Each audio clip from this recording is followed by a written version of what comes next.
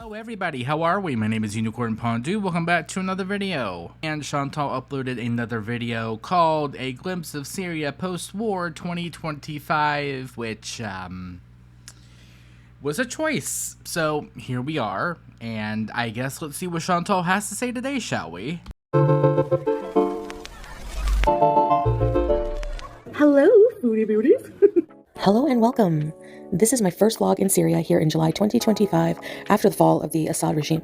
Now, I have been quite busy adjusting to life here. Therefore, so far, I have only managed to accumulate some clips of some of the surrounding areas we have been to and my journey here. I mean, why not go out and film content if it's, as safe as you say that it is?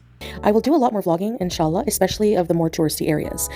Probably because her normal live streaming and just sealing around and not doing anything probably isn't going to be cutting it anymore, especially with no power multiple times in the live stream. So stay tuned for that, and as always, thanks for watching. So without further ado, here are some clips from my journey so far. So my journey starts with flying from Istanbul, Turkey to Beirut, Lebanon. The thing that I have to offer is the fact that I know that the Spice Girls sometime in the 90s performed there. Other than that, got nothing, sorry. I flew 9.5 hours from Montreal, Canada to start to Istanbul, and then I had a 12-hour layover there before flying to Beirut. Here I am staring at the departures board, waiting patiently, well, kind of patiently, to see which gate I needed to trek to. I was so over-traveling at this point. When I arrived at Beirut Airport, I was picked up by a taxi service who helps you through immigration and takes you across the border into Syria from Beirut. Is this person that someone knows, I think, don't quote me on that she was talking about in that live stream the other day? And he gave me an iced coffee and a water, and we were on our way. I decided to go the land border way into Syria from Lebanon instead of flying into Damascus, just because it was recommended that that's just a better way to go by other travelers. So here I am in the taxi. I've never been to Lebanon, so or Syria, but I was actually taken aback by the mountain ranges and just the kind of hills, the winding roads as we were driving along. It's about probably about 5:30 a.m. here. I arrived in Beirut at 3 a.m., but the border only opens at 6 a.m., so we had some waiting to do before we could cross over. At no point during any of this is she thinking, oh, maybe I shouldn't be doing... No, nah. Here we are, finally in Syria after what felt like a million-hour journey. I'm finally here, and just like in Lebanon, I was taken aback at how beautiful the landscape in Syria was. Everything was just so gorgeous. There were a lot of the new revolutionary flags with the 3 stars, and I just was enjoying taking in the scenery. So many mountains, and just like in Lebanon, Syria had a very similar landscape, I noticed. Since I'm not familiar with a lot of the geography, sorry about that, I'm like, I wonder how far it is away from one another, and it's like 5-ish hours away. Yeah, it probably would. I was amazed by the olive trees in Syria. Sounds about right. I love olives. Like, olive is literally in my middle name, so. I think Chantal, in her head, she's thinking, oh my god, it's a sight for me to be here. When there are a lot of trees like this together, you can actually smell olives as you drive past. For stopping again, but do you mean to tell me if there's a lot of something in one area, you might be able to smell them? No. Olives are one of Syria's most ancient agricultural products. Olives have to be cured or brined for several weeks, though, so it's not like I can just pick them off trees and eat them. But nonetheless, here we are, driving around and past many olive trees. And the olive trees are not just in farm areas. They are too, but they're also just in like urban areas, like right outside of our apartment pretty much as well. By the way, you might hear fan noise as I'm recording because it's pretty hot here right now, so. Yeah, same actually. Do you hear it? It's hot. But driving in more populated towns like Damascus can be kind of hectic, I will admit, especially as a foreigner. I didn't drive luckily, and nor would I want to attempt to, but as you can see, the narrow roads in between buildings are quite bustling at times. There are people walking in the middle of the road, and you must beep your horn and they will just move out of the way. There are many small businesses and shops along either side of the street. These small shops, which are like convenience stores here in Syria, are called dukkans. I know I'm probably not pronouncing that right, but I am, after all, just an English-speaking Canadian woman. And how many years did you live in Kuwait? 3.5, maybe almost 4, and you did not try to make any sort of attempt at all?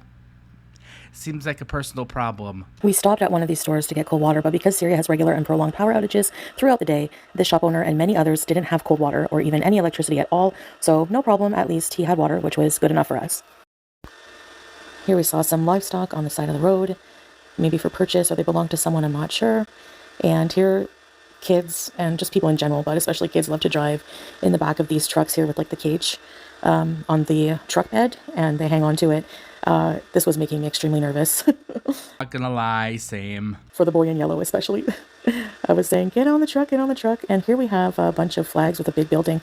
And Wow, don't overdo yourself now. I was told it's, I think it's a university. So could be wrong about that, but that's what it was thought to be there on the right. Any sort of research, asking? Nah, I think that's what I was told. It's fine.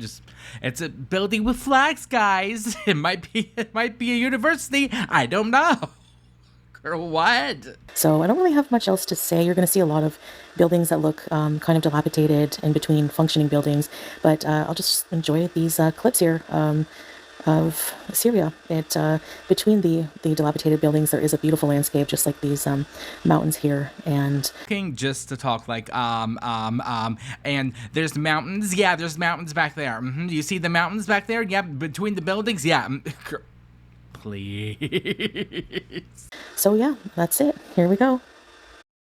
Why did the chicken and her chicklets cross the road? The soil here in Syria, in particular in the mountainous and valley regions, is red. It's also known as Mediterranean soil. And these are the only camels we've seen so far here in Syria. We passed by this KFC knockoff called KFG. I don't know what the G stands for, but apparently they have crispy chicken and other dishes. So stay tuned for that. Do y'all really think that she was going to be passing that up? Stay tuned. I also feel like we're going through whiplash. It's like, here's this, and done. Now, this next series of clips is very sad, quite sad. It's the remains of a war-torn country and from the Syrian civil war. So I've just compiled a bunch of buildings that have been bombed, and a lot of them are in rubble. Yeah, well, this kind of turned tasteless, and Chantal had the audacity to say, well, yeah, people go into those buildings. Yeah, because they might not have anywhere else to go. Duh. And these were once people's homes. So it's really, really sad. The ones that are not so bombed are littered with bullet holes. It's just so surreal to be driving past and seeing this. And what was more surprising to learn is that there are people still living in these ruins. Duh, because they probably have nowhere else to go. That was probably their home at one point. Caucasity, I'm telling you, girl, you willingly went there. What were you expecting? In their homes. And I would say probably because they don't have much choice, sadly. And my heart goes out to the people of Syria, and inshallah it can soon start to rebuild from being such a war-torn country. And of course there are revolutionary 3-star Syrian flags everywhere, and we even on this day had one taped to the hood of our car. So on this particular day we went and explored some valleys. I don't really know or remember the name of this location. There's a little bit of water there. Now that canyon, that valley used to be full of water, but there's been some is Salah with her, or is this just this random man that drove her? Because I don't think we've seen him yet so far. She is sped up, so let me go back and play that at normal speed because I'm also curious. But there's been some droughts, so unfortunately that's all the water that there was. Now here's me trying to climb back up from going all the way down, and it was quite a workout. It wasn't too hot, actually. There was a nice breeze in the valley, but... Why are we filming this? This is weird because this is usually what he does. Why are we filming ourselves walking up a hill for? It's just very odd. Oh my goodness, this was a workout for me. As you can see, I'm trying to waddle up the mountain, but I also got to get some different clothing, so maybe some lighter clothing. But yeah, here I am just taking my time in the valley. It was a very nice day, excuse me. Just taking a break here because it's a lot of exercise for somebody who's used to a sedentary lifestyle, but we've been going out and doing walks like this and just... I'm guessing he is with her, okay. Enjoying Syria's various landscapes. And I'm going to end this vlog by showing you what we picked up for lunch. Okay, yep, I recognize that scrawny arm anywhere. To eat in the valley area, some chickens that were really, really delicious, and we made shawarma with them. So, thanks for watching, and a lot more vlogs, inshallah, from Syria to come.